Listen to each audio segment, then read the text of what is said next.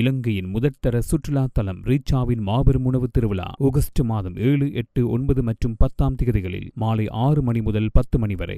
இன்றே டிக்கெட்டுகளை பெற்றுக் கொள்ளுங்கள். மத்திய கிழக்கில் நிலவும் பதட்டமான சூழ்நிலையில் அமெரிக்கா ஈரான் இடையிலான புதிய ஒப்பந்தம் உலக அரசியல் மற்றும் பொருளாதார தளங்களில் பெரிய மாற்றங்களை ஏற்படுத்தியுள்ளது. யுரேனியம் நீர்த்தல் ஒப்பந்தம், எண்ணெய் சந்தை சரிவு, ஹோர்முஸ் ஜலசந்தி பாதுகாப்பு மற்றும் ஈரானின் எண்ணெய் ஏற்றுமதி மீண்டும் தொடக்கம் போன்ற பல முக்கிய முன்னேற்றங்கள் உலக கவனத்தை ஈர்த்துள்ளன. இந்த நிகழ்வுகள் ஒருங்கிணைந்து மத்திய கிழக்கின் எதிர்கால சமநிலையை மாற்றக்கூடியதாகவும் பார்க்கப்படுகின்றன. இதேவேளை ஈரானின் யுரேனியம் நீர்த்தல் தொடர்பான புதிய ஒப்பந்தம் குறித்து நிபுணர்கள் முக்கிய எச்சரிக்கைகளை வெளியிட்டிருக்கின்றனர். இந்த ஒப்பந்தம் ஈரானின் செறிவூட்டப்பட்ட யுரேனியத்தை குறைத்து அதை சர்வதேச அணுசக்தி முகமை கண்காணிப்பில் வைத்திருக்க வேண்டும் என்ற அடிப்படையில் அமைந்திருக்கின்றது. ஆனால் இந்த ஒப்பந்தத்தின் தொழில்நுட்ப விவரங்கள் இன்னும் முழுமையாக இறுதி செய்யப்படவில்லை என்றும், யுரேனியத்தை நாட்டுக்குள் நீர்த்தலா அல்லது வெளியே கொண்டு சென்று செயற்படுத்தலா என்பது போன்ற முக்கிய அம்சங்கள் இன்னும் பேச்சுவார்த்தையில் இருப்பதாகவும் தெரிவிக்கப்பட்டுள்ளது. ஆயுத கட்டுப்பாட்டு அமைப்புகள் இந்த குறைந்தபட்ச ஒப்பந்தம் கூட கடுமையான கண்காணிப்பு இல்லாமல் இருந்தால் ஆபத்தாக மாறக்கூடும் என்றும் எச்சரித்திருக்கின்றன. அணு ஆயுத பரவல் தடுப்பு நிபுணர் கெல்சி டேவன்போர்ட் கூறுகையில், 2015 ஒப்பந்தத்திலிருந்து அமெரிக்கா விலகியதை அடுத்து ஈரான் அணு தொழில்நுட்பத்தில் முக்கியமான அறிவை ஏற்கனவே பெற்றுவிட்டதாக தெரிவித்திருந்தார். இதனால் ஈரான் தனது திறனை மீண்டும் விரைவாக வளர்த்து கொள்ள முடியும் என்ற கவலையும் உள்ளது. மேலும் சில நிபுணர்கள் கூறுகையில், ஈரானிடம் குறைந்த அளவு செறிவூட்டப்பட்ட யுரேனியம் கூட இருப்பது எதிர்காலத்தில் அது அணு ஆயுத திட்டத்தை மறைமுகமாக முன்னெடுக்க வாய்ப்பு தரக்கூடும் என்றும் எச்சரிக்கின்றனர். அவர்கள் கருத்தில் யுரேனியம் முழுமையாக நாட்டிலிருந்து அகற்றப்படாத எந்த ஒப்பந்தமும் முழுமையான பாதுகாப்பை உறுதி செய்யாது. இதேவேளை மற்றொரு அணு ஆயுத கட்டுப்பாட்டு நிபுணர் எரிக் ஃப்ரூவர் கூறுகையில், ஈரானின் தற்போதைய அறிவும் அனுபவமும் காரணமாக ஒப்பந்த விதிகளை மீறி மறைமுகமாக அணு ஆயுத திட்டத்தை தொடங்குவது எளிதாக இருக்கலாம் என்று தெரிவித்திருக்கின்றார். அதனால் தீவிரமான மற்றும் தொடர்ச்சியான கண்காணிப்பு இல்லாமல் எந்த ஒப்பந்தமும் பயனளிக்காது என்றும் நிபுணர்கள் வலியுறுத்துகின்றனர். இதேவேளை உலகளாவிய எண்ணெய் சந்தையில் தற்போது முக்கியமான சரிவு நிலை காணப்படுகிறது. பிரெண்ட் கச்சா எண்ணெய் விலை கடந்த 3 நாட்களாக ஒரு பெரலுக்கு $80 கீழே நிலைத்துள்ளது.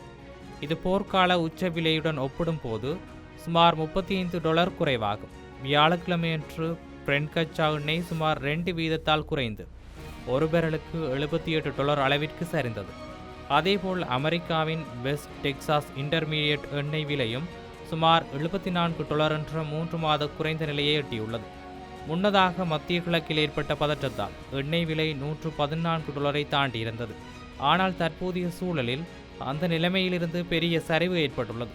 நிபுணர்கள் கூறுகையில், ஹோர்முஸ் ஜலசந்தி வழியாக எண்ணெய் போக்குவரத்து மீண்டும் முழுமையாக தொடங்கினால் விலைகள் மேலும் குறைய வாய்ப்புள்ளது என்றும் தெரிவிக்கின்றனர். சாக்சோ வங்கி வியூக நிபுணர் நீல் வில்சன் கூறுகையில், சந்தை தற்போது போருக்கு முந்தைய நிலையை நோக்கி நகர்த்து வருவதாக தெரிவித்துள்ளார். மத்திய கிழக்கில் அமைதி ஒப்பந்தம் நீடித்தால் உலகளாவிய எண்ணெய் சந்தையில் உபரி நிலை உருவாகக்கூடும் என்றும் சர்வதேச எரிசக்தி முகமை எச்சரித்திருக்கின்றது. அதே நேரத்தில் இந்த நிலை குறுகிய காலத்தில் எரிசக்தி சந்தைக்கு ஓரளவு நிவாரணமாக இருக்கும் என்றும் IEA தெரிவித்துள்ளது. மேலும் நாடுகள் தங்களது எரிசக்தி கொள்கைகளை மறுபரிசீலனை செய்து வருவதால் குறைந்த எண்ணெய் விலைகள் மூலோபாய எண்ணெய் கையிருப்புகளை நிரப்பும் வாய்ப்பையும் வழங்கக்கூடும் எனவும் கூறப்பட்டுள்ளது. இதற்கிடையில் அதிகரித்த எரிபொருள் விலை மற்றும் விநியோக தடைகள் காரணமாக உலகளாவிய எண்ணெய் தேவை இந்த ஆண்டு ஒரு நாளுக்கு 1.1 மில்லியன் பெரல் அளவுக்கு குறையலாம் எனவும் கணிக்கப்பட்டிருக்கிறது. இதேவேளை அமெரிக்கா மற்றும் ஈரானிடையே கையெழுத்தான 14 அம்ச அமைதி திட்டம் தற்போது நடைமுறைக்கு வந்துள்ளதாக அதிகாரப்பூர்வமாக தெரிவிக்கப்பட்டுள்ளது. மத்திய கிழக்கில் நிலவும் இராணுவ மோதல்களை முடிவுக்கு கொண்டு வந்து நீண்டகால அமைதிக்கான பேச்சுவார்த்தைகளை தொடங்குவதே இந்த ஒப்பந்தத்தின் முக்கிய நோக்கமாகும். ஈரான் மற்றும் அமெரிக்கா இரண்டும் இந்த புரிந்துணர்வு ஒப்பந்தத்தில் கையெழுத்திட்டுள்ளன. ஈரான் ஜனாதிபதி மசூத் பெஷக்கியன் இந்த ஒப்பந்தத்தில் கையெழுத்திட்டுள்ளதாக ஈரானிய ஊடகம் ஒன்று தெரிவித்துள்ளது. அதே நேரத்தில் அமெரிக்க ஜனாதிபதி டொனால்ட் ட்ரம்ப் இந்த ஒப்பந்தத்தின் அசல் பிரதியில் பிரான்ஸ் நாட்டின் வெர்சாய்ஸில் கையெழுத்திட்டதாக தகவல்கள் வெளியாகி இருக்கின்றன. இந்த திட்டத்தில் பாகிஸ்தான் மற்றும் கத்தார் மத்தியஸ்தர்களாக செயற்பட்டுள்ளனர். இதேவேளை ஒப்பந்தம் அறிவிக்கப்பட்ட பிறகு எண்ணெய் போக்குவரத்தும் மீண்டும் இயங்க தொடங்கியுள்ளது. ஆனால் முக்கியமான ஹோர்முஸ் ஜலசந்தி வழியாக அல்ல. பகுப்பாய்வு நிறுவனங்களின் தகவலின்படி ஈரான் கொடி கொண்ட குறைந்தது 3 எண்ணெய் கப்பல்கள் சுமார் 5 மில்லியன் பெரல் எண்ணெயுடன் ஈரானிலிருந்து வெளியேறியிருக்கின்றன. அவை ஓமான் வளைகுடா வழியாக பயணித்துள்ளன. முன்பு உலக எண்ணெய் போக்குவரத்தின் முக்கிய பாதையாக இருந்த ஹோர்முஸ் ஜலசந்தி தற்போது முழுமையாக திறக்கப்படவில்லை.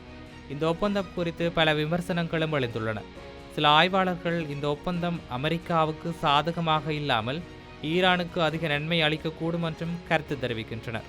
முன்னாள் அமெரிக்க பேச்சுவார்த்தையாளர் பிரெட் மெர்குர் கூறுகையில், ஈரானின் சொத்துக்கள் விடுவிப்பு மற்றும் தடைகள் தளர்வு போன்ற அம்சங்களில் அமெரிக்கா பெரிய அளவில் சமரசம் செய்துள்ளதாக தெரிவித்துள்ளார். இதேவேளை லெபனான் மற்றும் இஸ்ரேல் இடையிலான பதற்றம் தொடர்ந்தும் அதிகரித்துள்ளது. ஒப்பந்தத்தில் குறிப்பிடப்பட்ட போர் நிறுத்த நிபந்தனைகளை இஸ்ரேல் முழுமையாக ஏற்றுக்கொள்ளவில்லை என்றும் தெற்கு லெபனானில் தாக்குதல்கள் தொடர்வதாகவும் தகவல்கள் தெரிவிக்கின்றன. அதேபோல் இறுதி அமைதி ஒப்பந்தத்திற்கான பேச்சுவார்த்தைகளுக்கு 60 நாள் கால அவகாசம் வழங்கப்பட்டுள்ள நிலையில் பாகிஸ்தான் பிரதமர் ஷெபாஸ் ஷெரீப் இந்த புரிந்துணர்வு ஒப்பந்தத்தில் தனது நாட்டின் சார்பில் கையெழுத்திட்டுள்ளார். இது இப்படி இருக்க, அமெரிக்க ஈரான் ஒப்பந்தத்திற்கு பிறகு ஈரானின் கச்சா எண்ணெய் ஏற்றுமதி மீண்டும் அதிகரிக்க தொடங்கியுள்ளதாக பகுப்பாய்வு நிறுவனம் ஒன்று தெரிவித்துள்ளது. அந்த நிறுவனத்தின் தகவலின்படி ஞாயிற்றுக்கிழமை ஒப்பந்தம் எட்டப்பட்டதிலிருந்து சுமார் 5 மில்லியன் பெரல் எண்ணெயை ஏற்றிச் சென்ற குறைந்தது 3 ஈரான் கொடி கொண்ட எண்ணெய் கப்பல்கள் நாட்டிலிருந்து புறப்பட்டுள்ளன. இந்த ஒப்பந்தம் ஈரானின் துறைமுகங்களுக்கு விதிக்கப்பட்டிருந்த கட்டுப்பாட்டுகளை தளர்த்தி அதன் கச்சா எண்ணெய் ஏற்றுமதிக்கு விதிக்கப்பட்ட தடைகளில் சிலவற்றை நீக்கியதாக கூறப்படுகிறது. போர் தொடங்குவதற்கு முன் ஈரான் தினமும் சுமார் 2.25 மில்லியன் பெரல் எண்ணெயை ஏற்றுமதி செய்து வந்ததாக ஆய்வாளர்கள் குறிப்பிடுகின்றனர். ஆனால் தற்போது அனைத்து எண்ணெய் கப்பல்களும் கண்காணிக்கப்படவில்லை என்றும் சில கப்பல்கள் இன்னும் காணாமல் இருப்பதால் முழுமையான ஏற்றுமதி அளவை உறுதிப்படுத்த முடியவில்லை என்றும் நிறுவனம் எச்சரித்திருக்கின்றது. இதனால் வெளியிடப்பட்டுள்ள தரவுகள் முழுமையான படத்தை காட்டாமல் தற்போது காணக்கூடிய செயற்பாடுகளையே பிரதிபலிப்பதாகவும் அது தெரிவித்துள்ளது. அமெரிக்க எரிசக்தி தகவல் நிர்வாகத்தின் தகவலின்படி ஈரான் தனது வருமானத்தின் சுமார் 50% வரை எண்ணெய் ஏற்றுமதியிலிருந்து பெறுகிறது என்பதும் குறிப்பிடத்தக்கது. மொத்தத்தில் ஒப்பந்தத்திற்கு பிறகு ஈரானின் எண்ணெய் ஏற்றுமதி மீண்டும் செயற்பட தொடங்கியுள்ள நிலையில் சர்வதேச எரிசக்தி சந்தையில் இதன் தாக்கம் கவனிக்கப்படுகின்றது. மொத்தத்தில் அமெரிக்கா ஈரான் ஒப்பந்தம் ஒரு பக்கம் அமைதிக்கான நம்பிக்கையை உருவாக்கினாலும் மறுபக்கம் அணுசக்தி அபாயம், எண்ணெய் சந்தை மாற்றங்கள் மற்றும் பிராந்திய அரசியல் பதற்றங்கள் இன்னும் முழுமையாக தீர்க்கப்படவில்லை. குறிப்பாக இஸ்ரேல் லெபனான் பதற்றம் மற்றும் ஈரானின் அணு திட்டம் தொடர்பான சந்தேகங்கள் தொடர்ந்தும் உலக அரசியலில் அழுத்தத்தை ஏற்படுத்துகின்றன.